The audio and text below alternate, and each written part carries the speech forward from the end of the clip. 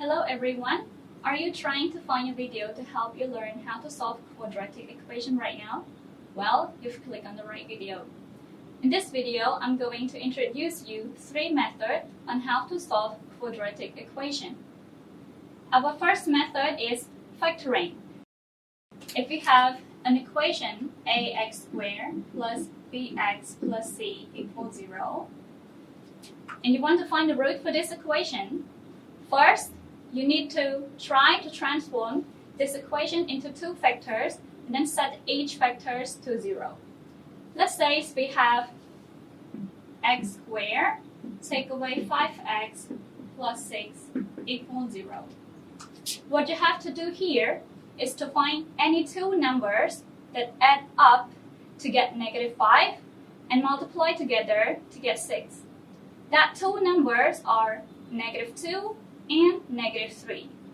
So here, you can rewrite this equation as x take away 2, x take away 3 equals 0. Then, as I said, set each factors to 0. Then you will get x take away 2 equals 0 or x take away 3 equals 0. When you arrive here, you can find the value of x easily. X will be 2 or 3. So this is how you find the root for quadratic equation using factoring method. Our next method to solve quadratic equation is using quadratic formula, or you can call it discriminant. In this method, you have to remember this formula.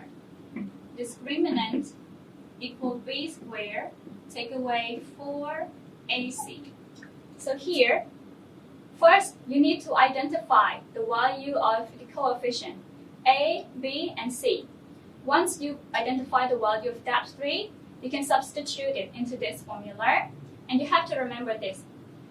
Once you calculate the discriminant, if it is greater than 0, then the solution of the equation will be two real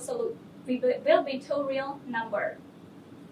But if the discriminant is 0, then there will only be one root or one solution.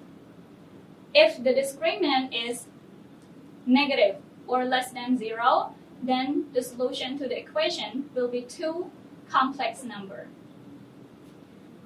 After you find the value of the discriminant, you can substitute it into x equals -b plus or take away square root of the discriminant over 2a. Then you will be able to find the value of x. Let's say we have 2x squared plus 3x take away 2 equals 0. As I say, first you need to identify the value of a, b, c. So here, a is 2, b is 3, and c is -2. Then you have to substitute it into this formula. Then the discriminant will be b squared, so 3 squared, take away 4, multiply by a and c, so multiply by 2 and -3. Calculate this, you will get 25. Once you find the value of the discriminant, it is greater than 0, right? So the solution to this equation will be 2 real numbers. Now substitute it into this formula. You will get x equal -b, -3, plus or take away square root of the discriminant. Since the discriminant is 25, then the square root of the discriminant will be 5 over 2a. Since a is 2, then 2a is 4. Calculate this, you will get the value of the x. This is how you find the root of the discriminant using the discriminant.